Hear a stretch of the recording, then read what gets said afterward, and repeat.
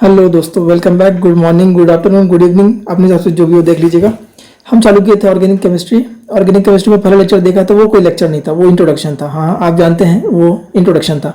Lecture चालू होता है आज से। आज हम क्या पढ़ने वाले हैं? नाम दिखा रहा है सामने, IUPAC लिखा हुआ है। हाँ, नाम बता रहा है IUPAC। काफ़ी लोगों को यही नहीं मालूम इसका फुल फॉर्म क्या होता है। हाँ, मैं सच कह रहा हूँ, आप अपने आप से पूछ के देखिए कि आपको मालूम है IUPAC का फुल फॉर्म क्या होता है। नहीं, आपको शायद नहीं मालूम। क्यों? आपने केवल इतना सुना है कि IUPAC नेमिंग, IUPAC नोमेनक्लेचर, लेकिन कभी ये नहीं सोचने की कोशिश करी कि IUPAC का मतलब क्या होता है, उसका फुल फॉर्म क्या है, आखिर ये वर्ड कहाँ से आया। हाँ, फर्स्ट वर्ड अब सबको मालूम चल जाता है कि हाँ, कुछ ना कुछ इंटरनेशनल करके होगा। आगे का नहीं, आगे का आपको नहीं पता। तो उसी के लिए मैं आज यहाँ इकट्ठा हुए हैं कि IUPAC को समझेंगे कि किस तरीके से नेमिंग की जाती है ऑर्गेनिक कंपाउंड्स की। तो आइए देखते हैं कि IUPAC को क्या बोलते हैं अपन। IUPAC वर्ड कहाँ से डिराइव हुआ, ठीक है। इंटरनेशनल, जैसे मैंने बताया, सबसे पहला वर्ड हो गया इंटरनेशनल। एक कोई ना कोई ग्रुप है, एक यूनियन है, तो यू से बताता है यूनियन। इंटरनेशनल यूनियन ऑफ किसका? Pure and applied chemistry. किसका? Pure and applied chemistry. तो बच्चों, आज आपके सामने ये वर्ड लिखा हुआ है जो IUPAC नोमेनक्लेचर, इसका कम से कम फुल फॉर्म तो क्लियर हुआ होगा। इंटरनेशनल, एक ग्रुप बैठा हुआ है, यूनियन उसको बोला हमने। इंटरनेशनल यूनियन ऑफ किसका? प्योर एंड अप्लाइड केमिस्ट्री, ये उसका हो गया फुल फॉर्म। तो हमको आज बच्चों इसमें करना क्या है? करना ये है हमको कि हम आज सीखेंगे कि ऑर्गेनिक कंपाउंड्स को हम नाम कैसे देते हैं। जैसे मैंने आपके सामने अगर कोई एग्जांपल लिखा CH4, इसको हम क्या बोलेंगे?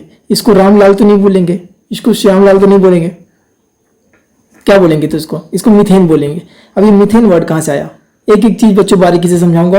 1-1.5 घंटे के लेक्चर में जो कुछ भी बताऊंगा एकदम ध्यान से सुनने ये पूरे आगे ऑर्गेनिक केमिस्ट्री में काम में आएगा, ठीक है। तो आइए लेक्चर को चालू करते हैं, चलते हैं अपने डिजिटल बोर्ड पे। हाँ, चलिए आइए। तो दोस्तों, हम आ गए अपने डिजिटल बोर्ड पे। तो पहले मैं इसका फुल फॉर्म लिख देता हूँ, जो भी आपको फुल फॉर्म बताया वो हूँ। ये बच्चों ऑर्गेनिक केमिस्ट्री का सेकंड लेक्चर है ना। फर्स्ट लेक्चर में हमने खाली इंट्रोडक्शन लिया था। आज वाले लेक्चर में हम चालू कर रहे हैं ऑर्गेनिक केमिस्ट्री को। कहाँ से? IUPAC नोमेनक्लेचर, एकदम स्टार्टिंग जीरो। जिसको ऑर्गेनिक केमिस्ट्री में कुछ नहीं आता है वो भी याद रखे कि उसको पूरी की पूरी ऑर्गेनिक केमिस्ट्री टिप्स में हो जाएगी, ठीक है। बस बात इतनी सी है ध्यान देने की कि आपको मेरे साथ साथ चलना पड़ेगा। जो भी मैं लिखवाता हूँ, आप हो सकता है नोट्स बना रहे हो, नहीं बना रहे हो, लेकिन नोट्स बनाइएगा। मेरा ये कहना है कि जहाँ तक मेरा एक्सपीरियंस बोलता है, बिना नोट्स के आपको ऑर्गेनिक केमिस्ट्री कभी नहीं आएगी। हाँ, ऑर्गेनिक केमिस्ट्री को याद करने का टॉपिक नहीं है। फिर लास्ट में ये हो जाता है कि ऑर्गेनिक केमिस्ट्री को लोग बोलते हैं कि बहुत ज़्यादा टफ है। टफ नहीं है, उसको आपने साथ में लेकर के नहीं चला। हाँ, आपने उसको साथ में लेकर के नहीं चला, उसने नहीं चला, आपने छोड़ दिया, उसने तो पहले छोड़ दिया, ठीक है। चलिए, तो आज हम चालू कर देंगे क्या? IUPAC nomenclature. तो बच्चों, मैंने जैसे अभी आपको फुल फॉर्म बताया, तो क्या बताया है? इंटरनेशनल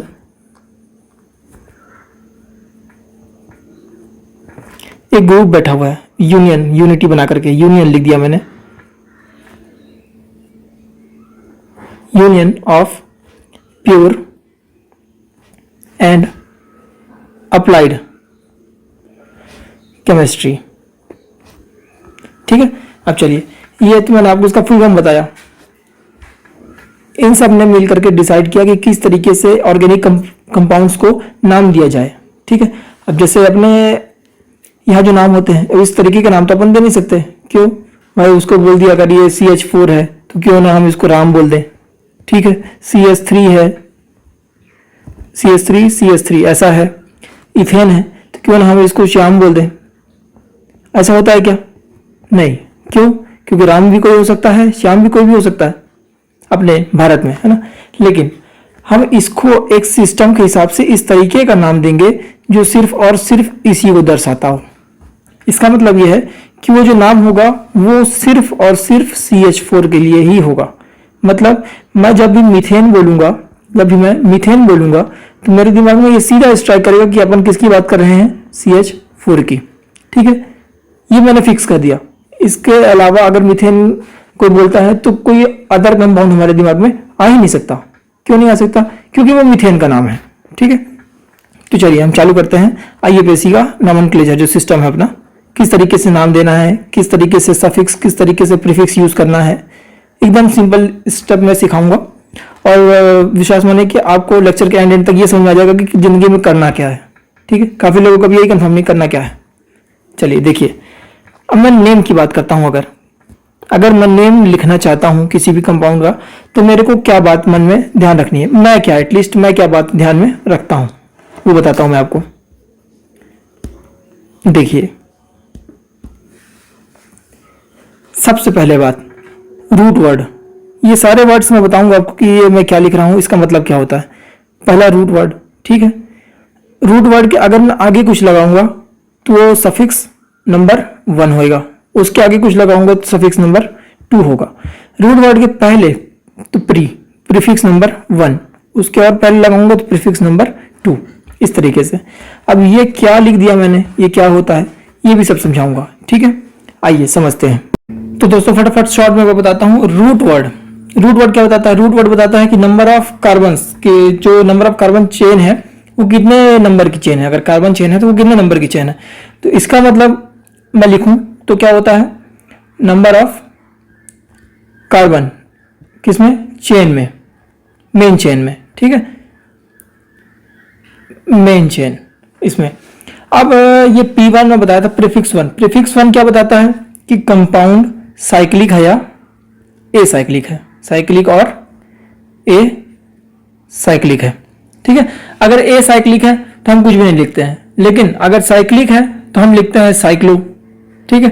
2 साइक्लिक है मतलब 2 साइकिल प्रेजेंट है, बाई साइक्लो, स्पाइरो, बाई, ये सब चीज की हम बात करेंगे, कैसे बोलेंगे इसको, क्या बोलेंगे।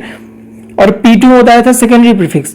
सेकेंडरी प्रीफिक्स क्या बताता है, ये बताता है कि सब्स्टिट्यूएंट कौन सा लगा है। क्या बताता है कि कौन सा सब्स्टिट्यूएंट लगा है और कितने लगे हैं, उसका पोजीशन क्या है ना। जैसे मान लीजिए मैं एक एग्जांपल थोड़ा सा छोटा सा लेता हूं आपके सामने कि 2,5 डाई मिथाइल, तो 2,5 उसका लोकेशन बता दिया। ये सेकेंडरी प्रीफिक्स की बात कर रहे हैं हम, तो 2,5 बता दिया क्या लोकेशन किसका, ये सब्स्टिट्यूएंट का। तो 2 और 5 पे डाई क्या बता रहा है कि नंबर, कितने नंबर पे लगे हैं, कितने नंबर में लगे हैं, उसका क्वांटिटी कितना है। 2,5 क्या बता रहा है, लोकेशन, ठीक है। डाई क्या बता रहा है, नंबर। समझ आ रहा है, हाँ। तो 2,5 बता दिया अपने को लोकेशन, और डाई बता दिया कि कितने नंबर है। और ये मिथाइल क्या बता रहा है, सब्स्टिट्यूएंट का नाम बता रहा है, सब्स्टिट्यूएंट का नाम बता रहा है। तो ये हो गया अपना सेकेंडरी प्रीफिक्स, समझ में आ गया। प्राइमरी प्रीफिक्स समझ में आ गया, साइक्लिक है कि ए साइक्लिक है, ये लिखना है। रूट वर्ड समझ में आ गया कि नंबर ऑफ कार्बन है कितने मेन चेन में, वो लिखना है। अब S1 बोले तो सफिक्स 1 क्या बताता है। सफिक्स 1 बताता है कि जो हमारा कंपाउंड है बच्चों, वो सैचुरेटेड है या अनसैचुरेटेड है। क्या है, सैचुरेटेड है या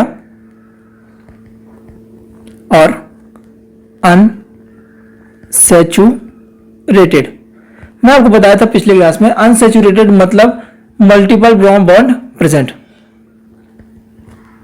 multiple bond present. Multiple bond में क्या क्या हो सकता है डबल बॉन्ड हो, या तो फिर ट्रिपल बॉन्ड हो, या तो फिर दोनों हो। समझ आता है, हाँ। सैचुरेटेड का मतलब क्या है, सैचुरेटेड मतलब यह है कि एक भी मल्टीपल बॉन्ड प्रेजेंट नहीं है, इसको बोलते हैं अपन सैचुरेटेड। तो ये हमारा बता देगा S1। किस तरीके से अप्लाई करना है वो तो एग्जांपल में देखेंगे, लेकिन अभी हम समझ के आ रहे हैं कि नाम लिखने के लिए हमको एक बेस चाहिए, तो वो बेस हम बना रहे हैं अभी। अब S2 क्या बताता है, S2 बताता है सेकेंडरी सफिक्स। सेकेंडरी सफिक्स क्या बताता है, सेकेंडरी सफिक्स बताता है कि जो आपका मेन फंक्शनल ग्रुप है वो कौन सा है।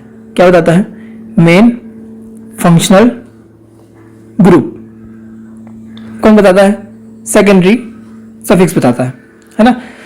ये हमको इंफॉर्मेशन देता है कि आपके जो कंपाउंड है उसमें मेन फंक्शनल ग्रुप कौन सा लगा हुआ है ना। अगर मान लीजिए एक से ज्यादा फंक्शनल ग्रुप है तो हम उसको प्रायोरिटी ऑर्डर के हिसाब से डिफाइन करते हैं। जो ज्यादा प्रायोरिटी में होगा वो मेन फंक्शनल ग्रुप में आ जाएगा, वो सेकेंडरी सफिक्स में लिखा जाएगा। और जो लेस प्रायोरिटी में आएगा वो क्या बन जाएगा बच्चों, वो बन जाएगा सब्स्टिट्यूएंट। मतलब वो किस में लिखा जाएगा, फिर ये P1 में लिखा जाएगा। समझ में आ गया। चलिए अब थोड़ा सा इसको और अपन समझने की कोशिश करते हैं। IUPAC अपन देख रहे थे।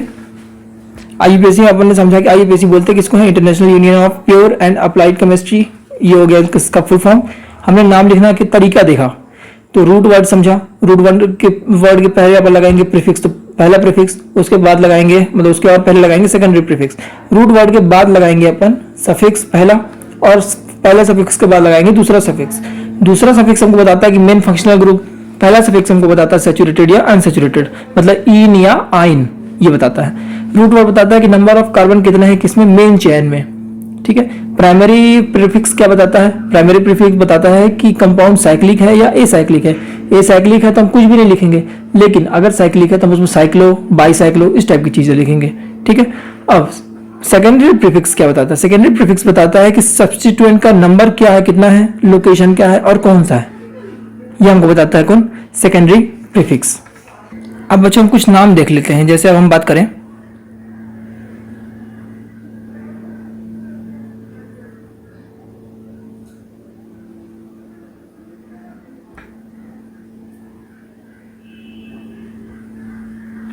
अब जैसे हम कुछ अगर बात करें कि हम जानना चाहते हैं कि सेकेंडरी प्रीफिक्स अगर हमारे पास आ जाता है तो हम किस तरीके से उसको नाम देंगे, ठीक है। तो देखिए अगर आपके पास आता है क्या, ये आर ग्रुप आता है तो हम इसको क्या नाम देंगे, एल्काइल बोलेंगे इसको, एल्काइल, ठीक है। अगर ओ लगा हुआ है, ऑक्सीजन लगा हुआ है आर के पहले, तो हम इसको क्या नाम देंगे बच्चों, इसको हम नाम देंगे एल्कॉक्स, ठीक है। अगर हेलोजन ग्रुप लगा हुआ है तो क्या नाम देंगे, हेलो। फ्लोरो हो सकता है, क्लोरो हो सकता है, ब्रोमो हो सकता है, आयोडो हो सकता है, कुछ भी हो सकता है ना। तो इसको मैं लिख देता हूँ, लिख भी देता हूँ, फ्लोरीन, क्लोरीन, ब्रोमीन, आयोडीन, कुछ भी हो सकता है। तो क्या क्या बोलेंगे अपन, फ्लोरो, क्लोरो, ब्रोमो, आयोडो, ठीक है बच्चों। चलिए अब अगर हमारे पास एक प्रीफिक्स आता है NO2 तो हम इसको क्या बोलेंगे, हम इसको बोलेंगे नाइट्रो, ठीक है। क्या बोलेंगे, नाइट्रो बोल दिए हम इसको। अब अगर हमारे पास आता है सिर्फ और सिर्फ NO लगा हुआ प्रीफिक्स वाले पोजीशन में, तो हम इसको नाम दे देंगे नाइट्रोसो। क्या देंगे बच्चों, नाइट्रोसो। अगर मेरे पास लिखा हुआ है N डबल बॉन्ड N, ये ऐसा करके है ना, तो डाइएजो, ठीक है। अब अगर मेरे पास लिखा हुआ है NH मतलब N3, ये सफिक्स प्रीफिक्स के तौर पे है ना, तो मैं इसको क्या नाम दूंगा, एजाइडो, ठीक है। अगर मेरे पास लगा हुआ है OH, एकदम फेमस है, क्या नाम देंगे इसको, हाइड्रोक्सी। प्रीफिक्स की बात कर रहे हैं बच्चों, अगर यही चीजें OH अगर मेन फंक्शनल में होता तो फिर ऑल लग जाता, ठीक है, समझेंगे, वो भी समझेंगे। अब अगर मैं एक और एग्जांपल लेता हूं आपके सामने, CH2OH ये लगा हुआ है तो हम इसको क्या नाम देंगे, हाइड्रोक्सी मिथाइल, एक कार्बन है तो हाइड्रोक्सी मिथाइल, ठीक है। अब अगर लगा हुआ है क्या, CH2COOH, अगर ये लगा हुआ है तो देखिए बच्चों इस बार ध्यान दीजिएगा, मिथाइल तो है ही, लेकिन ये कौन सा ग्रुप है, कार्बोक्सी है, तो कार्बोक्सी मिथाइल, ठीक है। अब अगर मैं आपके सामने एक और प्रीफिक्स लिखता हूं, क्या, CH2 और COOH की जगह लिखा हुआ है CONH2, तो अब मैं इसको क्या नाम दूंगा, अब मैं इसको नाम दूंगा क्या, कार्बोमोइल मिथाइल। क्या नाम दूंगा बच्चों, कार्बोमोइल मिथाइल। एक एग्जांपल लास्ट और लेते हैं अपन, अगर मेरे सामने ये लिखा हुआ है CH2 और CHO, क्या ये एल्डिहाइड जैसा दिख रहा है ना, तो हम एल्डिहाइड के साथ फॉर्माइल बोलेंगे। देखिए तो मैं इसको नाम दे दिया फॉर्माइल इथाइल, ठीक है। अब देखिए बच्चों इसमें ध्यान दीजिएगा, फॉर्माइल मिथाइल तो मैं लिख दिया, लेकिन यहां पर नाम होएगा 2 फॉर्माइल मिथाइल। ऐसा क्यों लिखा हूं, ऐसा मैं इसलिए लिखा हूं कि इधर पास कहीं अपना फंक्शनल ग्रुप वाला पोजीशन है ना, तो नंबरिंग कहां से स्टार्ट करेंगे, 1 2, ठीक है। तो 2 पर कौन अटैच है, फॉर्माइल ग्रुप, इसलिए मैंने नाम दे दिया क्या, फॉर्माइल, फिर इथाइल, इथाइल क्या बोला, 2 कार्बन का है, CH2 2 कार्बन है। समझ में आ गया प्रीफिक्स, ये हो गया अपना सेकेंडरी प्रीफिक्स। अब आते हैं अपन किस पे, प्राइमरी प्रीफिक्स पे, आइए समझते हैं। प्राइमरी प्रीफिक्स, ठीक है। अब मैं इसकी बात करता हूँ, प्राइमरी प्रीफिक्स क्या है। मैं बताया हूँ कि प्राइमरी प्रीफिक्स का हम इस्तेमाल तब करेंगे जब हमको बात करना होगा साइक्लिक और ए साइक्लिक कंपाउंड की, तब हम बात करेंगे किसकी, प्राइमरी प्रीफिक्स की। अगर ए साइक्लिक है तब तो हम कुछ भी नहीं लिखेंगे। If acyclic then no prefix, ठीक है। लेकिन अगर साइक्लिक है बच्चों, क्या है, इफ साइक्लिक है ना, तो या तो अपन नाम देंगे साइक्लो। लेकिन अगर मान लीजिए कि दो है साइकिल, 2 साइकिल्स हैं एक साथ, इफ 2 साइकिल्स, 2 साइकिल्स हैं, है ना, तो बाई साइक्लो, स्पाइरो, या तो फिर सीधा बाई। स्पाइरो का बोलेंगे जब हमको कुछ इस तरीके का स्ट्रक्चर मिलेगा। ये इसमें क्या है, ब्रिज तो 2 है, एक ये वाली ब्रिज, एक ये वाली ब्रिज, ठीक है। लेकिन जो हमारा हेड है, ब्रिज हेड है, मतलब ब्रिज हेड मतलब जहां पर वो मीट कर रहे हैं, ये वाला पोर्शन, ये एक है, तो हम इसको क्या नाम देंगे, 2 ब्रिज एंड 1 ब्रिज हेड। ये किस में आ गया हमारा, स्पाइरो में, समझ में आ गया। अब बाई हम कब यूज करेंगे, बाई हम तब यूज करेंगे जब इस तरीके का हमारे पास हो, ऐसा जुड़ा हुआ रिंग हो, ठीक है। तो फिर बाईसाइक्लो का बात करेंगे, बाईसाइक्लो हम बात तब करेंगे जब हमारे पास कुछ स्ट्रक्चर जो है इस तरीके का हो। अब देखिए बच्चों, ब्रिज हेड इसमें कितने हैं, ब्रिज हेड 2 हैं, एक ये है, एक ये है, तो मतलब ये तो फाइनल हो गया कि 2 ब्रिज हेड होंगे। लेकिन ब्रिज कितने हैं इस बार, ब्रिज हमारे पास इस बार 3 है, 1 2 3, 3 लोग जुड़े हैं ना, तो 3 ब्रिज हेड है। तो इसको मैं इस बार नाम लिखूंगा 3 ब्रिज 2 ब्रिज हेड, ठीक है बच्चों। तो ये हो गया हमारा प्राइमरी प्रीफिक्स। अब हम आते हैं किस पे, अब हम आते हैं रूट वर्ड पे, जो हमारा बीच में सेंटर में लिखा हुआ था रूट वर्ड। इसका क्या मतलब बनता है, रूट वर्ड को समझना चालू करते हैं। तो होता है बच्चों number of carbon in parent chain, number of carbon in parent chain, ठीक है। अब देखिए, जैसे मैं अगर बात करूं कि एक कार्बन है पेरेंट चेन में, पेरेंट चेन क्या होगा वो भी बताऊंगा मैं भी।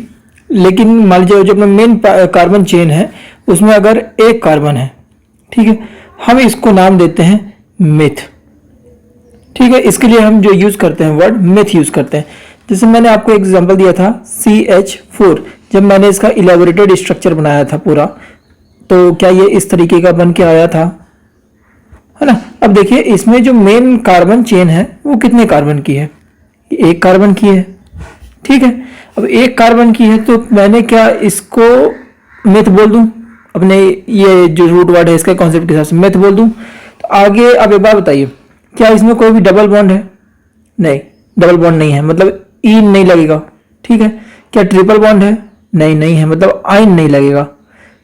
तो सिर्फ और सिर्फ सिंगल बॉन्ड है, तो क्या लगा दूं मैं इसमें, मैं लगा देता हूं एन। सिंगल बॉन्ड के लिए हम जो यूज करते हैं वर्ड लास्ट में वो क्या है, एन है, इसलिए मैंने इसका नाम दे दिया मीथेन। क्या ये कॉन्सेप्ट क्लियर हुआ बच्चों, हाँ चलिए अब अपन चलते हैं इसी के आगे। जो अपन रूट वर्ड दिख रहे थे, अगर एक कार्बन का है तो अपन बोलेंगे उसको मीथेन, मिथ यूज करेंगे वर्ड उसके लिए, रूट वर्ड। अब अगर मान लीजिए 2 कार्बन का है तो क्या यूज करूंगा मैं, तब मैं यूज करूंगा इथ, ETH, इथ। अगर 3 कार्बन का है तो यूज करूंगा प्रोप, ठीक है। 4 कार्बन का है तो यूज करूंगा ब्यूट, 5 कार्बन का है C5 तो पेंट, ठीक है। C6 है अगर तो हेक्स, 7 कार्बन का है अगर तो हेप्ट, ठीक है। वैसे ही अगर 8 कार्बन का है तो हम इसमें यूज करेंगे नाम ऑक्ट। C अगर 9 है, 9 कार्बन का अगर है पेरेंट चेन तो हम इसमें यूज करेंगे नॉन। C 10 कार्बन का है अगर तो हम इसमें यूज करेंगे डेक। ठीक है बच्चों, अब जैसे अगर एक कार्बन का था, सिर्फ एक कार्बन है, बाकी पूरा हाइड्रोजन लगा हुआ है, तो मीथेन हो जाएगा। 2 कार्बन का चेन है, किस तरीके से, ये इस तरीके से, बाकी पूरा H लगा हुआ है, तो H3 लगा दिया, H3 लगा दिया। कोई भी बीच में डबल या ट्रिपल बॉन्ड नहीं है, तो हम इधर लगा देंगे एथ, और नाम हो जाएगा सिंगल बॉन्ड है तो एन लग जाएगा आगे, तो हो गया इथेन। 2 कार्बन का था इसलिए। सेम वैसे अगर थर्ड कार्बन, 3 कार्बन की अगर चेन है, तो अपन इसमें एक कार्बन और जोड़ देंगे, तो यहाँ पर CH2 हो जाएगा, और ये हो जाएगा CH3। इसको हम बोल देंगे प्रोप, आगे एन लगा देंगे क्योंकि डबल और ट्रिपल बॉन्ड नहीं है, सिर्फ और सिर्फ सिंगल बॉन्ड है इसलिए, है ना। सेम इसी तरह बच्चों आगे बढ़ता जाएंगे, methane, ethane, propane, butane, pentane, hexane, heptane, octane, नोनेन, decane. ये हो गया 10 कार्बन तक। अब सर अगर इससे ज्यादा है, 11 कार्बन है, वैसे हमारे पास कभी भी एग्जाम में इससे ज्यादा नहीं पूछेगा, लेकिन मन में डाउट तो आता है कि अगर नाम है तो क्या सर को नहीं आता नाम? आता है। देखिए सी अगर 11 है तो हम इसको क्या बोलेंगे? हम इसको बोलेंगे अनडेक। ठीक है, जैसे यहाँ पर सिर्फ और सिर्फ डेक था 10 में डेकेन, तो 11th में हो जाएगा अनडेकेन। ठीक है, अब C12, अब देखिए इसमें 2 हो गया, मतलब 2 एक्स्ट्रा हो गया डेक के बाद, तो नाम लिख देंगे डो डेक एन। ये याद करने का तरीका है, डो डेकेन। अब अगर C13 की बात करता हूं तो क्या 3 आ गए अपने पास, 10 के बाद 3 और आ गए, तो मैं लिख देता हूं नाम ट्राई डेक, और अगर सिंगल बॉन्ड है पूरे पूरे तो एन, ट्राई डेकेन। और अगर 2 बॉन्ड है डबल बॉन्ड है तो इन लग जाएगा, तो ट्राई डेक इन। 3 बॉन्ड है, ट्रिपल बॉन्ड है, तो लग जाएगा ट्राई डेक आइन। ठीक है, इस तरीके से। अब ये ऐसे ही सेम चलेगा आगे तक। और मान लीजिए अगर C20, कुछ कॉमन एग्जाम्पल की बात करता हूं जो जनरली अगर पूछना चाहे एग्जामिनर तो क्या क्वेश्चन करेगा, C20 का पूछ सकता है आपसे, तो हम इसको क्या बोलेंगे? इकॉस। ठीक है, इकॉस, इकोसेन, इकोस इन, इकोस आइन। ठीक है, सिंगल, डबल और ट्रिपल बॉन्ड के बेसिस पे मैंने बताया, लेकिन जो मेन अपना नाम यूज होगा तो वो होगा इकॉस, EICOS। ठीक है, अब देखिए इसके बाद क्या होता है बच्चों, तो जिस तरीके से हमने 11 वाले को के आगे जो हमने अन वर्ड यूज किया था, सेम उसी तरीके से C21 की अगर बात करता हूं मैं, तो अन, ये तो मैंने लगा दिया, एक कार्बन बढ़ गया ना 20 में, तो अन तो मैंने लगा दिया। अब क्या नाम लिख दूं इसके आगे? थोड़ा सा कॉमन सेंस लगाएगा। 20 थे तो 20 के लिए हमने क्या यूज किया था? इकॉस, तो नाम क्या हो गया? अन इकॉस। सिर्फ सिंगल बॉन्ड है पूरा, तो एन, एक डबल बॉन्ड है तो इन लग जाएगा। किसी अलग अलग पोजीशन पे है तो उस नंबर डाल देंगे कि 2 पर है तो 2 अनिकोसिन, 3 पर 3 अनिकोसिन। क्या होता है ये 2 3 में क्यों बोल रहा हूँ, ये सब समझाऊंगा एक एग्जांपल लेते हुए। अभी आप सिर्फ इस पे ध्यान दीजिए कि अगर हमारे पास number of carbon different different है तो क्या हम डिफरेंट डिफरेंट नाम यूज करेंगे, वो नाम अभी समझते हैं। तो 21 को बता दिया, इसी तरीके से आगे बढ़ते जाएगा, है ना। जैसे आगे अगर 22 की बात करें तो डो इकॉस, है ना, ट्राई इकॉस, इस तरीके से। तो ये चलता गया, अब अपन पहुंचे C30 तक। इसका हो सकता है आपसे पूछ ले, तो इसके लिए हम क्या यूज करेंगे? Try can't. ठीक है, C अगर 50 के लिए आपसे पूछ लेता है तो हम इसके लिए क्या यूज करेंगे? पेंटा कॉन्ट। ठीक है, अब इसी तरीके से C100 का अगर पूछ लेता है तो हम क्या नाम देंगे बच्चों? हम नाम देंगे डेका कॉन्ट, डेका कॉन्ट। ठीक है, तो ये मैंने बात की क्या? रूट वर्ड की। अगर different different number of parent carbon chain है तो उसके लिए हम डिफरेंट डिफरेंट नाम यूज करते हैं, तो वो नाम मैंने आपके लिए इधर लिख दिया पूरा। ठीक है बच्चों, डिजिटल बोर्ड में पढ़ने का यही एक तरीका अच्छा है, खास है कि हम जो भी चीज लिखे हैं उसको वापस से रिकॉल कर सकते हो ऊपर ऐसे स्लाइड करके, है ना। तो हमने ये सारी चीजें अभी तक देखी। अब थोड़ा सा और आगे चलते हैं। जैसे मान लीजिए मैं आपसे बात करता हूं अब एक क्वेश्चन की। जैसे मान लीजिए मेरे पास एक, मान लीजिए क्वेश्चन आता है, उसमें मेरे से पूछा गया, देखिए क्वेश्चन समझिएगा एकदम ध्यान से, पहले क्वेश्चन समझिएगा, आंसर तो अपने आप आ जाएगा।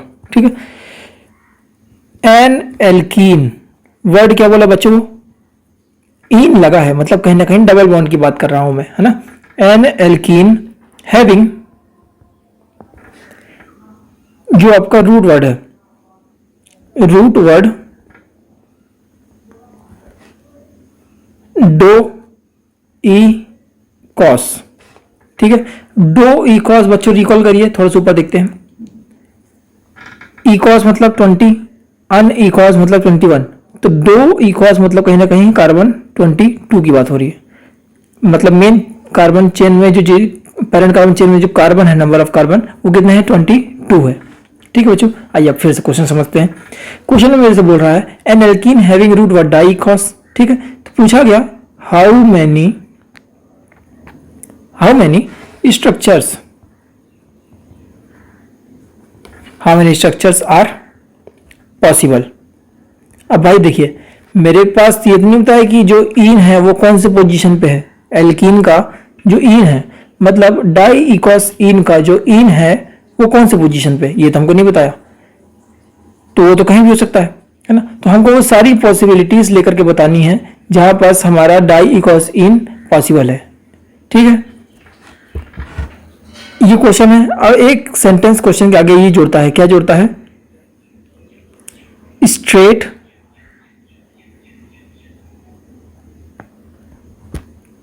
Chain alkene. मतलब मेरे से ये बोल दिया गया कि जितने भी आपको बताना है वो पूरे पूरे स्ट्रेट चेन एल्कीन होने चाहिए, मतलब नो सब्स्टिट्यूएंट। सब्स्टिट्यूएंट एक भी नहीं होना चाहिए। ये अच्छी बात कर दिया। अगर सब्स्टिट्यूएंट के लिए बोलता है तो बच्चों बहुत सारी पॉसिबिलिटीज हो जाती, लेकिन हमारे पास अब स्ट्रेट चेन बोला है तो हम अपने सिंपल से क्वेश्चन में चलते हैं। देखिए बच्चों, ध्यान दीजिएगा। ठीक है, देखिए मैं ड्रॉ करना चालू करता हूं।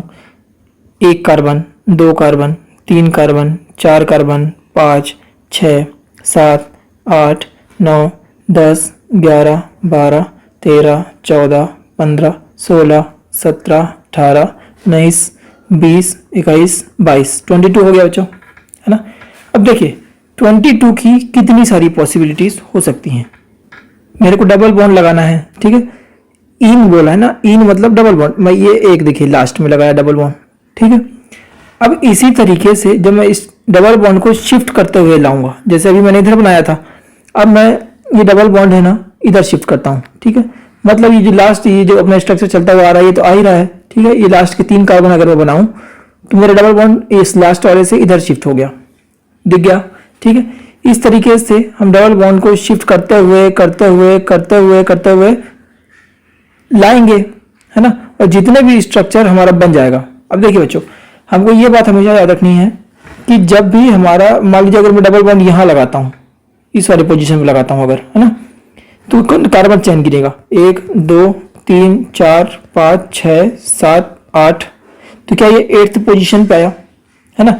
अब जब मैं इधर से, इधर लास्ट से देखिएगा 1 2 3 4 5 6 7 8, जब मैं बता रहा था कि डबल बॉन्ड में शिफ्ट करूंगा तो शिफ्ट 7th और 8, जब मैं डबल बॉन्ड शिफ्ट कर रहा था तो जब मेरा डबल बॉन्ड शिफ्ट होते होते इस 8 पोजीशन तक पहुंचेगा, इस वाले 8 पोजीशन तक पहुंचेगा, तो क्या ये वाला स्ट्रक्चर और ये वाला स्ट्रक्चर दोनों सेम हो गया, है ना।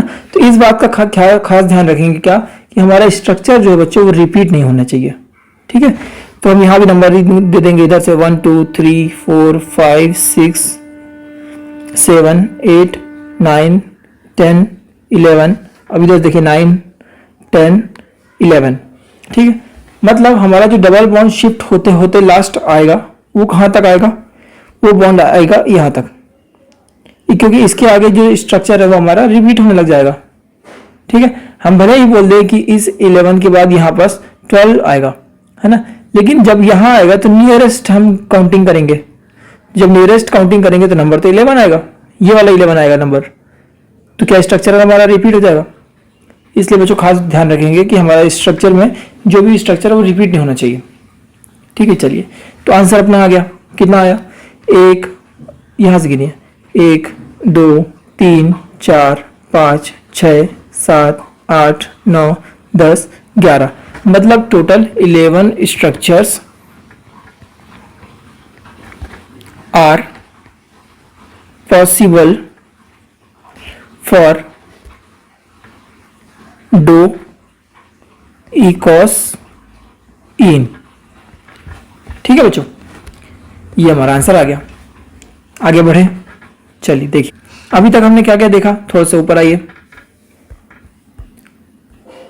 देखिए IUPAC हमने चालू किया था, है ना, आईयूपीएससी में हमने क्या देखा, पहला आईयूपीएससी में हमने देखा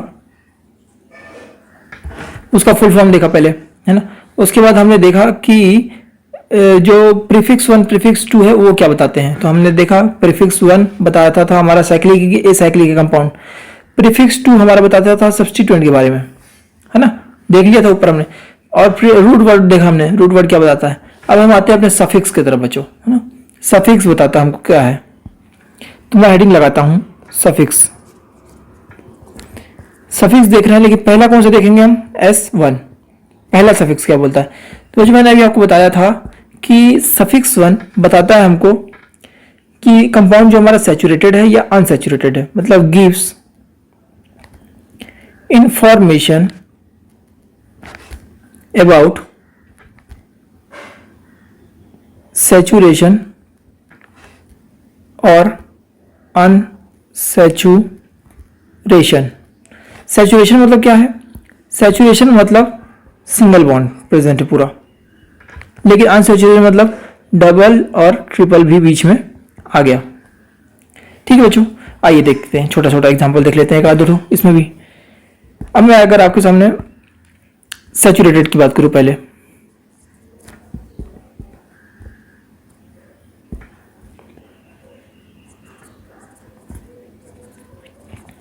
सैचुरेटेड हम बच्चों कार्बन कार्बन, 2 कार्बन, है ना। अब मैं बताया था कि अगर सिर्फ और सिर्फ सिंगल बॉन्ड प्रेजेंट है तो उसको कंपाउंड का सैचुरेटेड बोलते हैं। इसके लिए हम जो यूज करेंगे वर्ड एन, सफिक्स जो यूज करेंगे वो होगा एन। ठीक है। अब अगर मैं बात करता हूं अनसैचुरेटेड की, किसकी बच्चों, अनसैचुरेटेड। तो अनसैचुरेटेड में बच्चों अलग अलग पॉसिबिलिटीज है, डिफरेंट डिफरेंट पॉसिबिलिटीज है। क्या कि हो सकता है कार्बन के बीच में एक डबल बॉन्ड प्रेजेंट हो सकता है कार्बन के बीच में ट्रिपल बॉन्ड प्रेजेंट हो सकता है 3 कार्बन की अगर चेन है तो 2 डबल बॉन्ड प्रेजेंट हो। ठीक है। हो सकता है कि और अगर बड़ी चेन है, 4 कार्बन की चेन है, तो डबल और ट्रिपल दोनों प्रेजेंट हो। समझ आ रहा है ना। तो इसके लिए हम क्या क्या यूज करेंगे देखिएगा आप। ये अगर है फर्स्ट वाला case C double bond C, तो हम लगा देंगे सिंपल सा इन। ठीक है। सी ट्रिपल बॉन्ड सी अगर है तो आइन। ठीक है। अब देखिए एक इसमें 2 डबल बॉन्ड है ना, तो अपन लिख देंगे 2 के लिए डाई और इन। ठीक है। अब देखिए, अब इधर पास लास्ट वाले केस में डबल बॉन्ड भी एक है और ट्रिपल बॉन्ड भी एक है ना। तो मैं आपके सामने लिखता हूं छोटा सा नाम इन और आइन, ये लिखा मैं, है ना। अब इस केस में क्या होगा बच्चों, ये वाला जो ई है, इन वाला ई, ये हो जाएगा एलिमिनेट। ठीक है। ये वाले इन क्या हो जाएगा, एलिमिनेट हो जाएगा। ऐसा क्यों हुआ समझाता हूं। अगर सेकेंडरी सफिक्स में जो ये वाला वर्ड है, ये वाला वर्ड आपको कहीं भी मिल जाए, ए, ई, आई, ओ, यू या वाई, ये अगर मिल जाए तो इसके पहले वाला अगर ई लगा हुआ है तो इसको आप कैंसिल कर दीजिएगा। ठीक है। तो बच्चों नाम क्या हो गया, नाम हो जाएगा E N Y N E. ठीक है। चलिए अब आगे चलते हैं बच्चों। अब हमको देखना क्या है इसमें आगे, सेकेंडरी सफिक्स। हमको सेकेंडरी सफिक्स क्या बताता है, सेकेंडरी सफिक्स हमको बताता है कि मेन फंक्शनल ग्रुप कौन सा लगा हुआ है। ठीक है। तो अब हम देखने जा रहे हैं S2 secondary suffix. It gives information about principal functional group. ठीक है बच्चों, ये हमको बताता है कि मेन फंक्शनल ग्रुप कौन सा है। अगर मान लीजिए एक से ज्यादा फंक्शनल ग्रुप है तो जो प्रायोरिटी ऑर्डर में सबसे ऊपर आता है हम उसको प्रायोरिटी देंगे। उसके बाद वाला जो भी फंक्शनल ग्रुप है, भले ही वो फंक्शनल ग्रुप हो बच्चों, लेकिन हम उसको कैसा मानेंगे, सब्स्टिट्यूएंट की तरह ट्रीट करेंगे। ठीक है।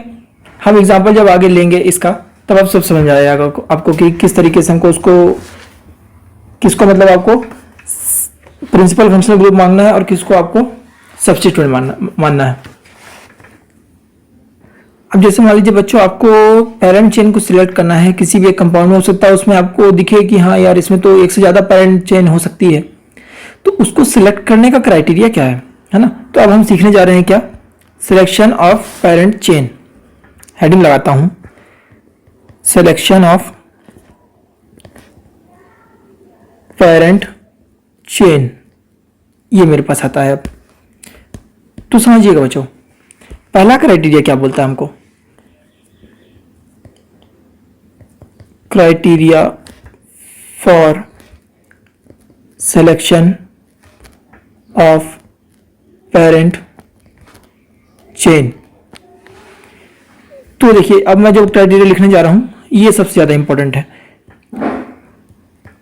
प्रिंसिपल फंक्शनल ग्रुप, जिधर से प्रिंसिपल फंक्शनल ग्रुप जुड़ा होगा वहां से अपन पेरेंट कार्बन चेन को लेना चालू करेंगे, ठीक है। इसके बाद मल्टीपल बॉन्ड अगर आ जाए, अगर फंक्शनल ग्रुप नहीं है मल्टीपल बॉन्ड है, तो जहां से मल्टीपल बॉन्ड होता है उसको लेते हुए करना है हमको पेरेंट कार्बन चेन की सिलेक्शन, ठीक है। फिर उसके बाद आती है नंबर ऑफ कार्बन, कि नंबर ऑफ कार्बन भी ज़्यादा आना चाहिए। ये सब एग्जाम्पल से समझेंगे कैसे। फिर उसके बाद आता है सब्स्टिट्यूएंट, ये लास्ट है, लास्ट में है। अब सेकेंड चीज ये बताता हूं मैं आपको,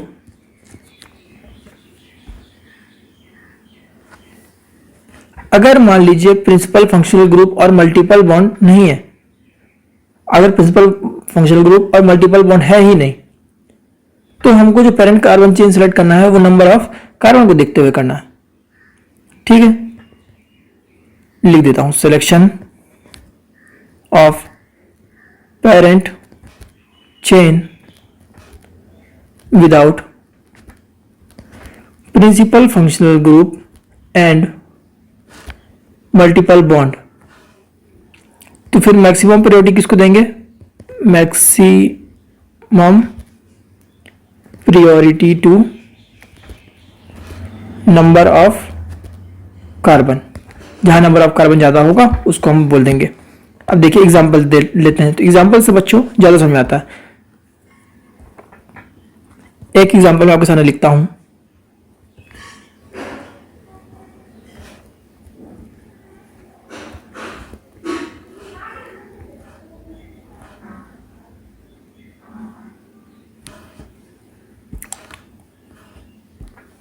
देखिए ये मैंने आपके सामने एक छोटा सा एग्जांपल लिखा, ठीक है।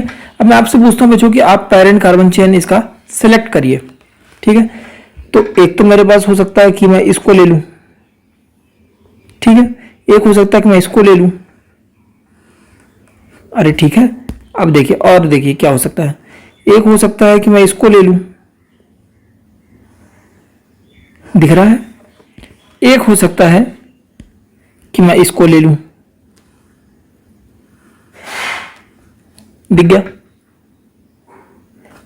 मतलब एक मेरे पास पॉसिबिलिटी बनती है ये वाली, ठीक है, एक पॉसिबिलिटी मेरे पास बनती है कि ये वाली, एक पॉसिबिलिटी मेरे पास बनती है ये वाली, और एक पॉसिबिलिटी मेरे पास बनती है ये वाली, दिख गया।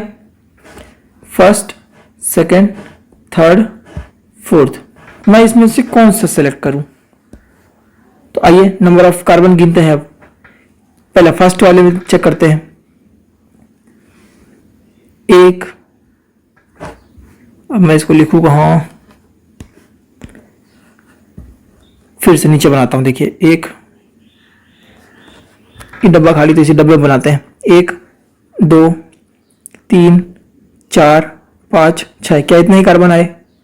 तो टोटल नंबर ऑफ कार्बन कितने हो गए, 6। और आगे चलते हैं, इस नीचे लंबे वाले में कितने कार्बन आते हैं, 1 2 3 4, कितने आ गए, 4।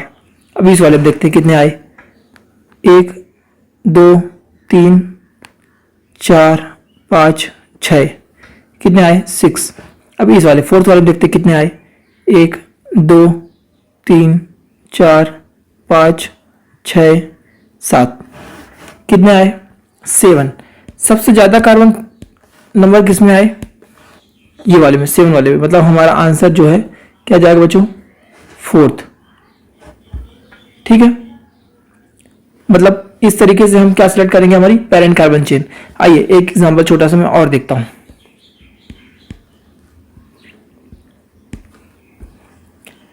एकदम सिंपल है बच्चों, आईयूपीएससी। तो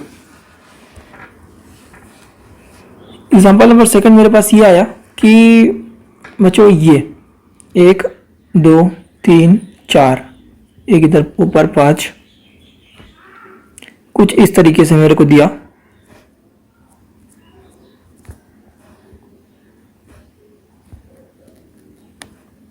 ये अब मेरे को पूछा बच्चों कि आप बताइए कि इसमें पेरेंट कार्बन चेन कितने कार्बन की होगी, है। तो आप अपना दिमाग लगाइए, मैं अपना लगाता हूं। ठीक है, तो मुझे सिलेक्ट इसमें ये करना भाई, देखिए कहीं भी प्रिंसिपल फंक्शनल ग्रुप नहीं है, कहीं पास भी आपका मल्टीपल बॉन्ड नहीं है, तो हम प्रायोरिटी किसको देंगे, नंबर ऑफ कार्बन को चेन में। आइए नंबर ऑफ प्रायोरिटी मतलब कार्बन को देते हैं, नंबर ऑफ कार्बन को कितने नंबर ऑफ कार्बन, किसमें नंबर ऑफ कार्बन सबसे ज्यादा है। तो मैं पता लगाने गया तो 1 2 3 4 5 6, चलो 6 कार्बन का आया। 1 2 3 4 5 6 7 8, 8 कार्बन का आया। ठीक है, इसी तरीके से मैं और पेन का कलर चेंज करता हूँ अब। 1 2 3 4 5 6 7 8, 8 कार्बन का आया, दिख गया। हाँ, और दूसरा कलर चेंज करता हूँ पेन का। 1 2 3 4 5 6 7 8 9 10, 10 कार्बन आया। आया क्या, फिर से गिनते हैं, 1 2 3 4 5 6 7 8 9 ही आया बच्चों, 10 नहीं आया, है ना। तो पहले वाले में 6 आया, दूसरे वाले में 8 आया, लेकिन इस बार वाले में 9 आया। अब आप पूरे एग्जाम्पल चेक कर लीजिए, 9 से ज़्यादा कार्बन की चेन बन ही नहीं सकती। तो मैं कौन सा चेन दूंगा इस बार, ये वाली हमारी पेरेंट कार्बन चेन हो जाएगी, ये हो गई। ठीक है बच्चों, कितने कार्बन की, 9 कार्बन की पेरेंट कार्बन चेन। क्या इतना कॉन्सेप्ट समझ में आया। चलिए और आगे बताता हूं। अब मेरे पास अगर एक क्वेश्चन ये आता है कि जो भी मैक्सिमम, जैसे ये 9 कार्बन की चेन थी ना बच्चों, अगर मेरे पास इसी कंपाउंड में कुछ ऐसा एग्जांपल होता जिसमें 9 कार्बन की 2 चेन होती, तब मैं किसको सिलेक्ट करता। तो उसके लिए क्राइटेरिया बच्चों ये बनता है कि हम उस चेन को सिलेक्ट करेंगे। देखिए इसके बाद मैंने क्या आपको बताया था, ये देखिए सब्स्टिट्यूएंट लिखा हुआ है ना, नंबर ऑफ कार्बन चेन के बाद सब्स्टिट्यूएंट। तो हम उस कार्बन चेन को सिलेक्ट करेंगे जिसमें नंबर ऑफ सब्स्टिट्यूएंट ज्यादा होंगे। ठीक है, आइए एक वर्ड में इसको लिख देता हूं, क्योंकि हम प्रॉपर लेते हुए नोट्स चल रहे हैं, तो इसको आप नोट्स बना भी सकते हैं आप। तो लाइए एक वर्ड में लिख देता हूं, if more than 1 chain having maximum number of carbon, then chain which have maximum number of substituent, मतलब साइड चेन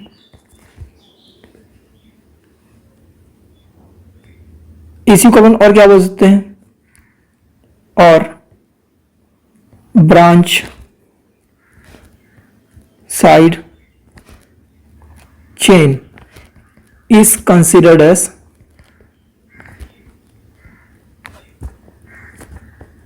पेरेंट चेन।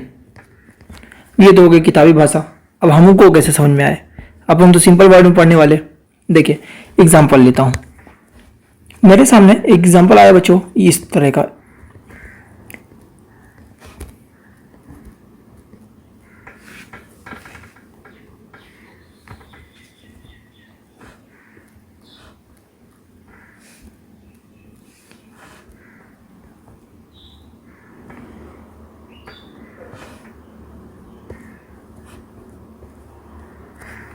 अब मेरे को पूछा गया बच्चों कि आप इसमें पैरेंट कार्बन चेन सेलेक्ट करिए, ठीक है।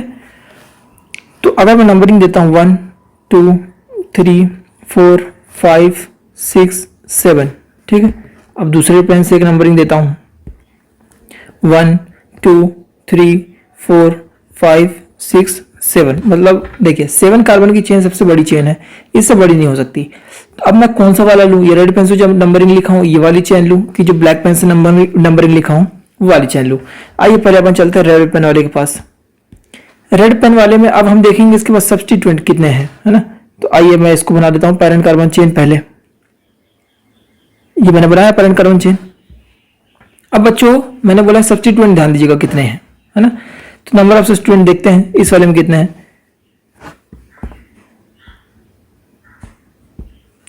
पहला ये हो गया 1 2 3 4 5 6 सब्स्टिट्यूएंट आए, ठीक है। अब अगला जो ब्लैक पेन से मैंने बनाया था उसको अगर मैं लेता हूं, देखिएगा 1 2 3 4 5 6 7, 1 2 3, इधर एक ये है, सॉरी इधर नहीं है, इधर है, ये है, ये है, ये है, ये है। अब मैं अगर कुछ बच्चे बोलते हैं कि सर इस टाइप ये वाली चैन लेते हैं अगर अपन, चलिए ले लिया। अब आइए सब्स्टिट्यूएंट गिनते हैं बच्चों, है ना। तो कितने आए 1 2 3 और ये 1 4। सब्स्टिट्यूएंट कितने आए 4।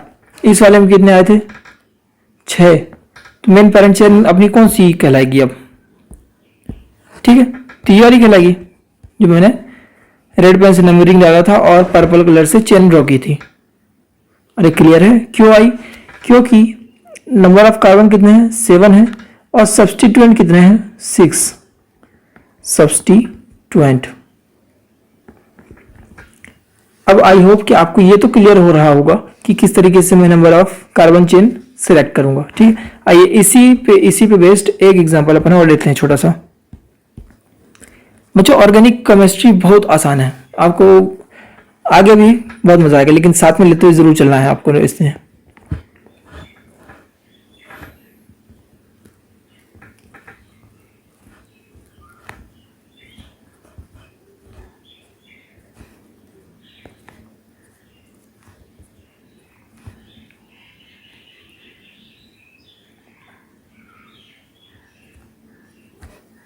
ये मेरे पास एक एग्जांपल दिया।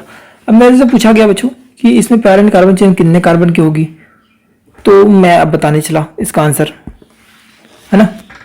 तो एक मेरे पास आता है ऑप्शन कि मैं 1 2 3 4 5, ये 5 कार्बन की हो गई। एक और दूसरे पेन से नंबर डाल लेते हैं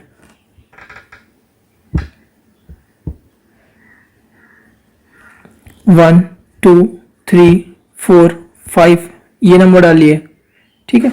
एक और नंबर डाल लेते हैं कोई सा देख के जो अपने को अच्छा लग रहा हो, 1 2 3 4 5। चलिए अब मैंने ये 3 चेन सेलेक्ट करी है, इसके अलावा मेरे को और पॉसिबिलिटी नहीं दिख रही है इससे अच्छी वाली कोई भी। आइए ड्रॉ करते हैं। पहला मैंने जो रेड पेन से बनाया था उसको देखते हैं।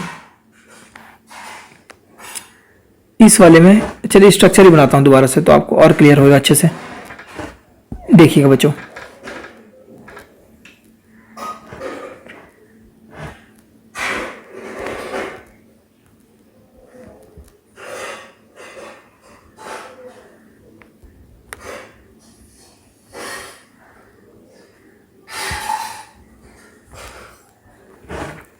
लॉन्ग वाली चेन थी अपनी, है ना। लॉन्ग वाली चेन मैंने ये वाली लिया था। अब मैं बोल रहा हूं कि चेन देखने के बाद अपने को देखना है कि नंबर ऑफ सब्स्टिट्यूएंट कितने हैं आपके पास, 1 2 3 4 5 सब्स्टिट्यूएंट। तो इसका मैं लिख देता हूं 5 कार्बन की चेन है और सब्स्टिट्यूएंट 6 सब्स्टिट्यूएंट है, ठीक है। अब मैंने जो एक कौन से पेन से बनाया है, उसके बाद ब्लू पेन से। आइए ब्लू पेन वाला बनाते हैं स्ट्रक्चर। देखिएगा बच्चों ना, ब्लू पेन वाले में ये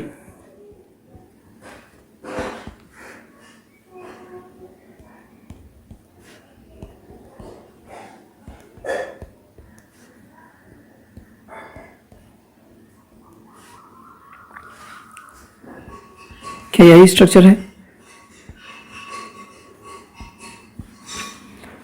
देखिएगा मैंने इसमें पेरेंट कार्बन चेन ये वाली सिलेक्ट करी थी, ठीक है। अब सब्स्टिट्यूएंट गिनिएगा बच्चों कितने हैं, 1 2 3 4। इसमें जो कार्बन चेन है कितने कार्बन की, 5 कार्बन की चेन है। सब्स्टिट्यूएंट कितने हैं, 4 सब्स्टिट्यूएंट। और पिछले वाले में सब्स्टिट्यूएंट कितने थे, 1 2 3 4 5, अरे सॉरी 6 लिख दिया, इधर 5 सब्स्टिट्यूएंट थे।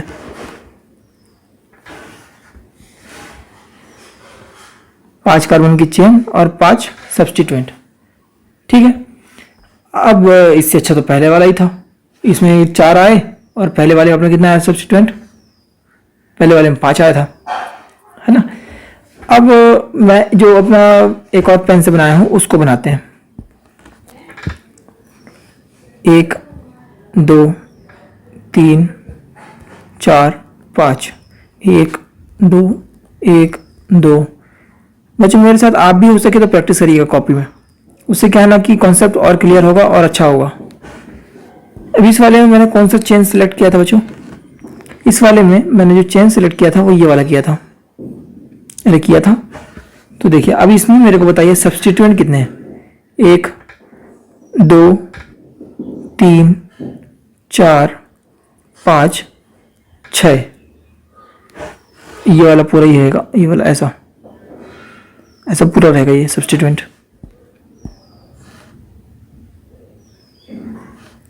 ठीक है। तो अब बताइए कार्बन की चेन कितने, 5 कार्बन की चेन, सब्स्टिट्यूएंट कितने 6। तो अब मेरा आंसर कौन सा जाएगा, ये वाला जाएगा। तो आइए मैं पेरेंट कार्बन चेन सिलेक्ट करता हूं, पहले थोड़ा सा इरेज करते हैं ये नंबरिंग जो दिए हुए हैं।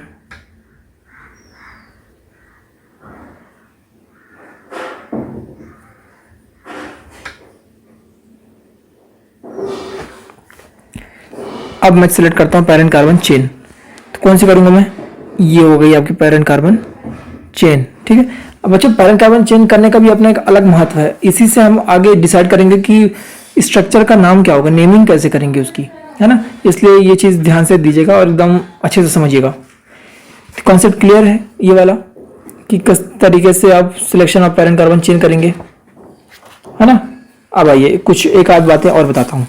अब बच्चे जो अगला कॉन्सेप्ट है मैं उसको एक क्वेश्चन से समझाता हूँ, ठीक है।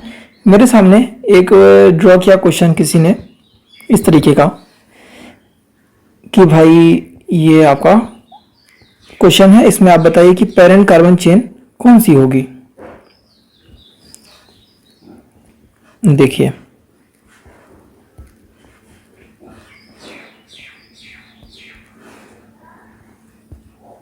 बच्चों इसमें ये जो क्वेश्चन बता रहा हूं ये एक कॉन्सेप्ट है बच्चों अपने आप में, है ना। इसलिए इसको थोड़ा सा स्टार मार्क कर लीजिएगा और ध्यान से सुनिएगा और हो सके तो अपने वर्डों में लिख भी लीजिएगा। अब एक तो मेरे पास उपाय बनता है, मैं आपकी बता दूं पहले कि इसमें 7 कार्बन की चेन होगी, ठीक है। तो आइए नंबरिंग देता हूं पहले, 1 2 3 4 5 6 7। एक ये पॉसिबिलिटी बनती है और एक पॉसिबिलिटी बनती है कौन सी वाली, 1 2 3 4 5 6 7, ठीक है बच्चों।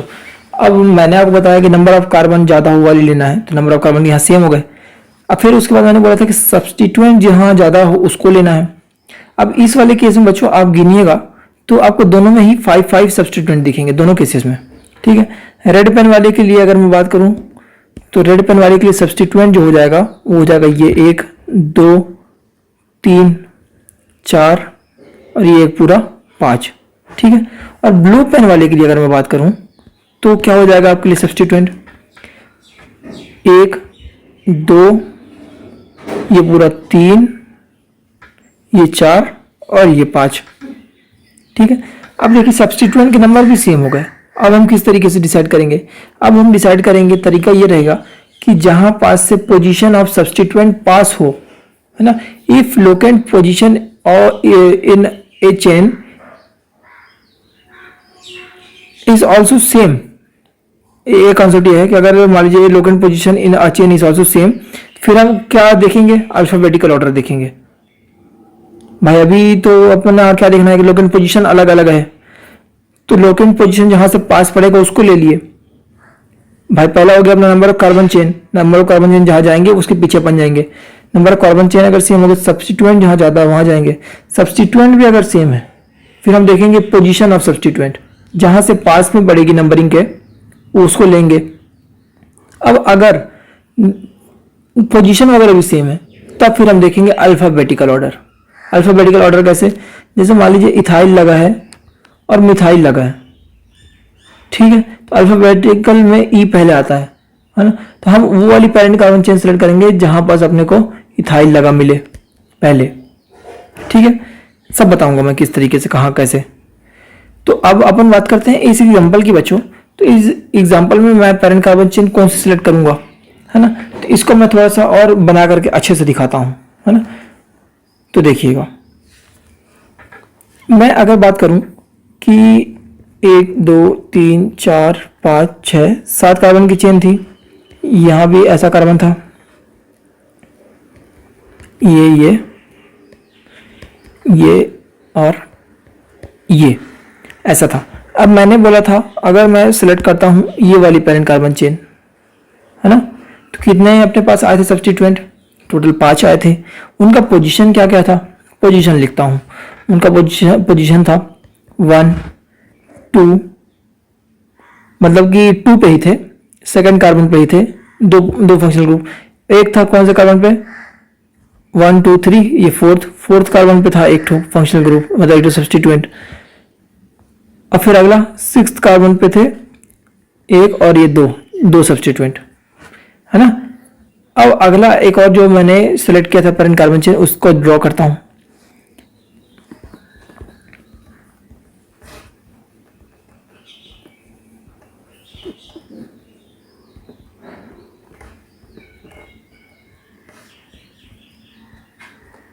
ये देखिए इस तरीके से मैंने ड्रॉ किया। अब मैं सिलेक्ट कर रहा था कौन सा वाला, ये वाला मैंने सिलेक्ट किया था, ठीक है। अब देखिए बच्चों, इसमें अगर मैं पोजीशन की बात करूं तो क्या है,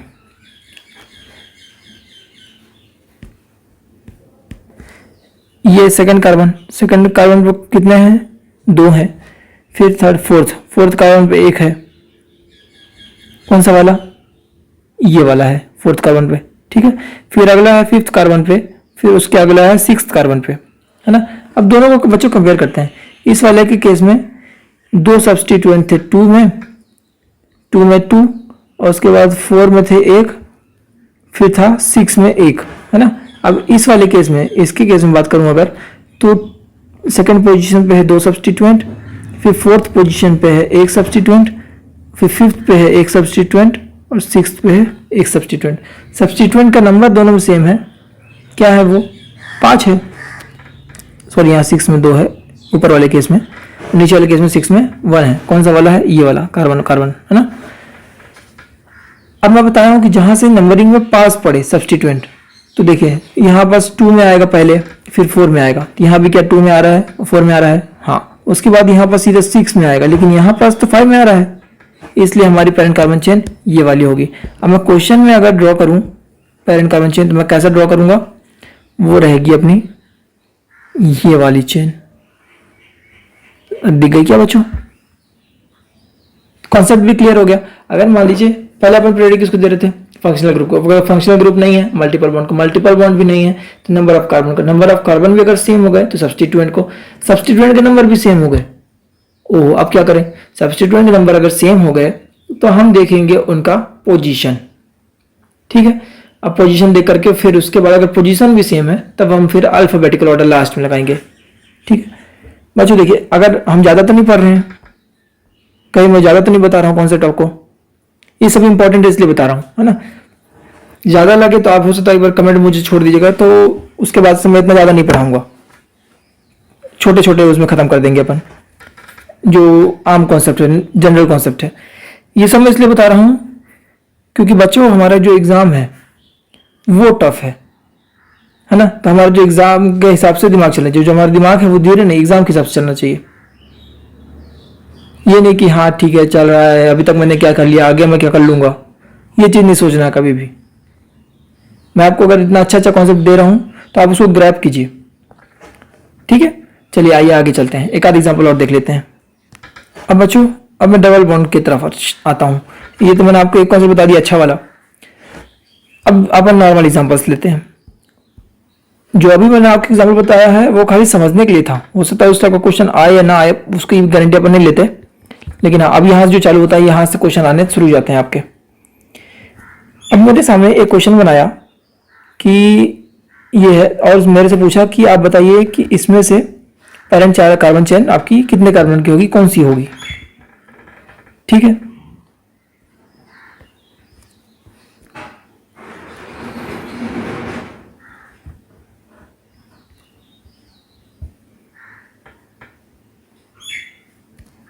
ये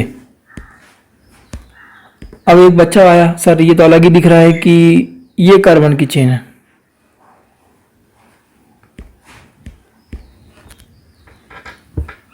दिख रहा है अलग ही दिख रहा है ये कार्बन की चेन। लेकिन बच्चों मैंने आपको बोला कि प्रायोरिटी ऑर्डर आपके हमेशा दिमाग में आना चाहिए कि पहला प्रायोरिटी क्या था, फंक्शनल ग्रुप। दूसरा प्रायोरिटी क्या था, मल्टीपल बॉन्ड था कि क्या यहाँ पर मल्टीपल बॉन्ड प्रेजेंट है ना। हाँ मल्टीपल बॉन्ड प्रेजेंट है, मतलब ये वाला मल्टीपल बॉन्ड तो पेरेंट कार्बन चेन में आना ही चाहिए, ठीक है, भले ही पेरेंट कार्बन चेन छोटी क्यों ना हो जाए। तो आइए क्या पॉसिबिलिटी बनती है, एक पॉसिबिलिटी बनती है कि हम पूरा स्ट्रेट चेन ले लें ये वाला, और एक पॉसिबिलिटी बनती है कि हम ये वाला ले लें, ठीक है। तो अब हम आगे काउंटिंग करते हैं कि ऊपर वाले में कितने कितने आते हैं, नीचे वाले में कितने कितने आते हैं। तो 1 2 3 4 5 6 7 और नीचे वाले में 1 2 3 4 5 6 7 8। अब मल्टीपल बॉन्ड के बाद जो मेन प्रायोरिटी ऑर्डर था उसमें आता था हमारा नंबर ऑफ कार्बन चेन। तो नंबर ऑफ कार्बन चेन तो हमारा 8 वाला भी आ रहा है, 7 वाला भी आ रहा है, तो कौन से लेंगे, 8 वाला लेंगे। मतलब हमारी जो चेन बनेगी पेरेंट कार्बन चेन वो कौन सी बनेगी, ये वाली बनेगी, ठीक है। जहां पर हमारा नंबर ऑफ कार्बन कितने हैं 8 है, बीच में क्या आ गया, डबल बॉन्ड भी आ गया। अरे ठीक है बच्चों, है ना। तो इसको आप इरेज करके वापस से आप बना लीजिएगा नोट्स में अपने। अब बच्चों मैं अगला सेकंड एग्जांपल देखता हूं। अब मेरे से बोला गया कि ये आपके सामने एक एग्जांपल है, इसका आप बताइए कि पेरेंट कार्बन चेन कौन सा होगा, कितने कार्बन का होगा।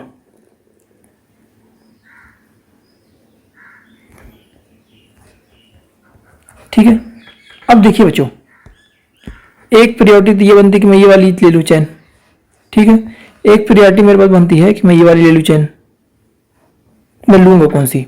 देखिए है तो अब सीधे वाले में 1 2 3 4 5 कार्बन, लेकिन ऊपर वाले में तो 4 ही है, 1 2 3 4। लेकिन देखिए बच्चों मल्टीपल बॉन्ड किस में ज़्यादा आ रहा है, 4 कार्बन वाले में। तो हमारी चेन कौन सी चाहिए, ये ऊपर वाली 4 कार्बन की। मतलब हमारे कितने, 2 मल्टीपल बॉन्ड भी कवर हो गए, ठीक है। तो प्रायोरिटी ऑर्डर यही बोलता है हमको। प्रायोरिटी ऑर्डर हमको सिखाता क्या, प्रायोरिटी ऑर्डर हमको सिखाता है कि चेन का सिलेक्शन कैसे करना है। जब चेन का सिलेक्शन होगा उसके बाद ही तो नाम देंगे, जब चेन का सिलेक्शन करना ही नहीं आएगा तो नाम कैसे आएगा, ठीक है। जब मल्टीपल बॉन्ड प्रेजेंट हो और फंक्शनल ग्रुप प्रेजेंट हो तब हम नंबर ऑफ कार्बन को कभी ध्यान नहीं देंगे, ठीक है। जब ये प्रेजेंट नहीं हो उसके बाद हम नंबर ऑफ कार्बन को प्रायोरिटी देंगे। चलिए इसका आंसर आ गया। अब आता है अपना थर्ड क्वेश्चन। थर्ड क्वेश्चन में भी मेरे को यही बोला गया कि आप इसमें बताइए कि नंबर ऑफ कार्बन कौन सी, number of parent carbon chain कितने कार्बन की होगी और कौन सी होगी।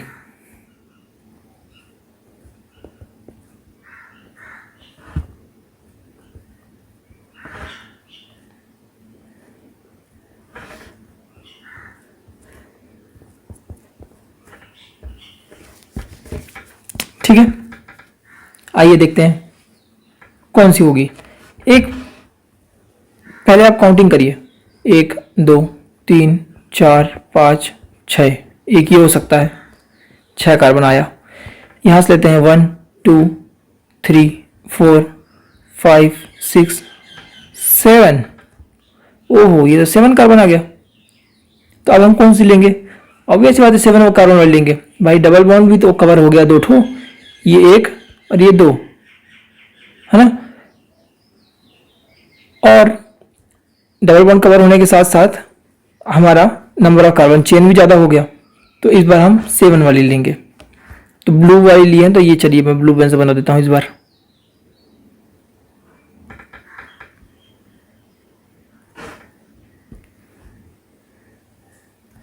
ये लीजिए, ठीक है। पैरेंट कार्बन चेन आपकी सिलेक्ट होगी। अब देखिए जो नंबरिंग बच्चों में दिया है ब्लू पेन से 1 2 इधर से दिया है, लेकिन जब हम नंबरिंग करने जाएंगे वो नंबरिंग स्टार्ट होगी हमारी कहाँ से बच्चों? वो नंबरिंग स्टार्ट होगी हमारी मल्टीपल बॉन्ड से, जहां से मल्टीपल बॉन्ड पास पड़े। तो ये जो 7 है ना, यहाँ 7 नहीं यहाँ 1 आएगा। इस कार्बन को अपन फर्स्ट नंबर देंगे, इस 6th वाले को सेकंड नंबर देंगे, 5th वाले को थर्ड नंबर, और सेम इसी तरीके से आगे 4th वाले को 4th नंबर, थर्ड वाले को 5th नंबर, सेकंड वाले को 6th नंबर, फर्स्ट वाले को 7th नंबर।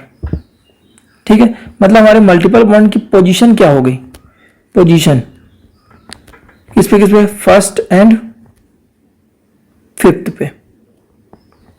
ठीक है, नंबर ऑफ कार्बन कितने हैं? 5 कार्बन। क्लियर हो गया है ना। 2 मल्टीपल बॉन्ड भी आ गए और ये भी आ गए। क्लियर है। चलिए सब्स्टिट्यूएंट की कोई बात करें, इसी में तो कितने सब्स्टिट्यूएंट है? एक ये है, एक ये है, 2 सब्स्टिट्यूएंट, है ना। अपन मेन ये सीख रहे हैं कि प्रायोरिटी किसको देंगे, स्टार्ट कहां से करूं आखिर में।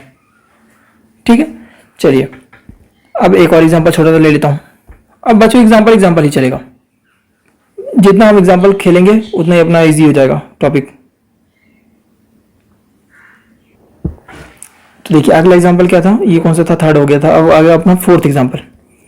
4th में मेरे को सेम ये क्वेश्चन आएगा।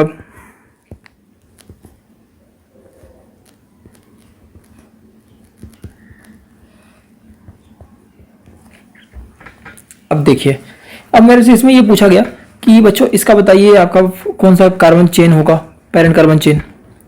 तो इस बार देखिए जो हमारे पास फंक्शनल ग्रुप भी है ना, तो हमारे कार्बन जो चेन होगी उसमें ये फंक्शनल ग्रुप भी इंक्लूड होना चाहिए, है ना। तो एक हमारे पास पॉसिबिलिटी बनती है ये वाली, ठीक है। और क्या बनती है? एक पॉसिबिलिटी बनती है हमारे पास ये वाली।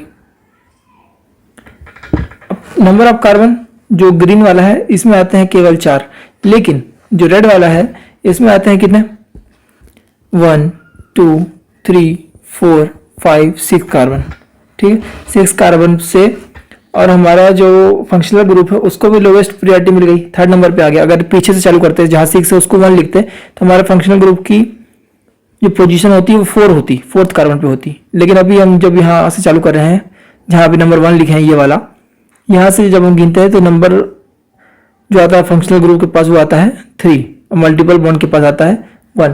तो हम नंबर भी इसी तरीके से देंगे।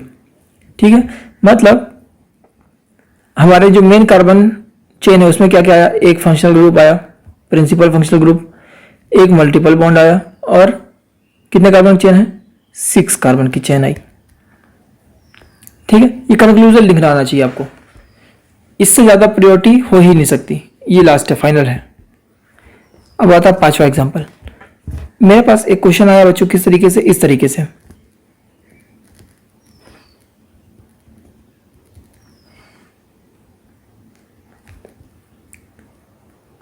देखिए, अब देखिए बच्चों मेरे पास जो फंक्शनल ग्रुप है इस बार कितने हैं? 2 है, सेम तरीके का है ना, इसलिए दोनों फंक्शनल ग्रुप है, ये है और ये है। ठीक है, मतलब अब मेरी जो पेरेंट कार्बन चेन है उसमें ये फंक्शनल ग्रुप तो इंक्लूड होने ही चाहिए।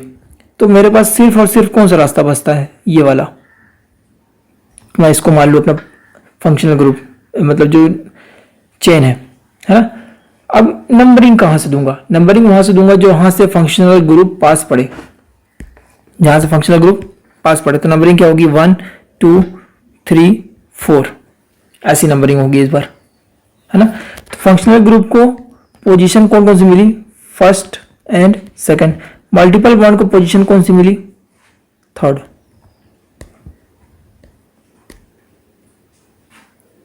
ठीक है क्या? आई होप आपको मजा आने लग गया होगा अब। तो 5वां एग्जाम्पल तक अपन आज देख लिए। अब कल से लेंगे नेक्स्ट 6th एग्जाम्पल। मैं आपके सामने लिख देता हूं बोर्ड पे 6th एग्जाम्पल क्या है। 6th एग्जाम्पल है कुछ इस तरीके से।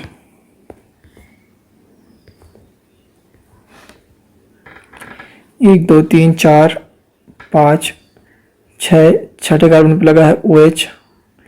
ये भी एक फंक्शनल ग्रुप है।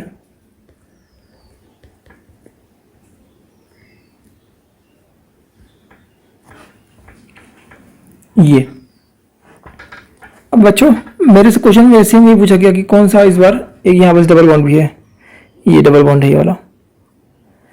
अब मेरे से पूछा गया कि मेन इसमें कार्बन चेन आप सेलेक्ट करके बताइए कि कौन सी वाली होगी पेरेंट कार्बन चेन, है ना। तो आई होप बच्चों मजा आया होगा आप लोगों को। नहीं आया हो तो हो सकता है आपकी गलती है उसमें, चलिए कोई बात नहीं। तो फर्दर इस टॉपिक को हम नेक्स्ट लेक्चर में कंटिन्यू करेंगे। मिलते हैं इसी 6th क्वेश्चन के साथ अगले लेक्चर में। Good bye.